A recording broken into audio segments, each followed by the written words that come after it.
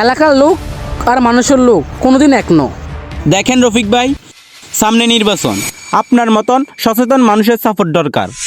হ্যাঁ, এবার আসল কথা এলেন এতক্ষণ হরে। আমি কথা দিতেছি, আপনি যদি আমাদের সাথে থাকেন, আপনার ব্যানের চাকা আর কখনো ডিস্টার্ব করবে না, সব ঠিক থাকবে। আপনাকে একটা ভালো থেকে ব্যান গাড়ি কিনে দিব। ভোট কি কোনো ব্যানকারি বদলে দেওয়া জিনিস নেই। আপনার মতো ভালো মানুষ ভোট না দিলে আর কে দিবে বলেন? সবাই তো নেই, আপনি নিলে সমস্যা কোথায়? এই কিছু কিছু মানুষের কারণে আজ জামকে অবস্থা। রফিক, তুমি একটু বড় বড় কথা বলো, এসব কথা কিন্তু ফেটে বাদ দেয় না। বাদ জানে কোনো সমস্যা নাই, কিন্তু ভোট ভোট দিলে একদিন বাতও কারি লইব। শুনেন কাদের ভাই, আমরা গরিব কিন্তু হাসতা ন, আর বাট কোনোদিন টের কাছে বাসা যাইতো না।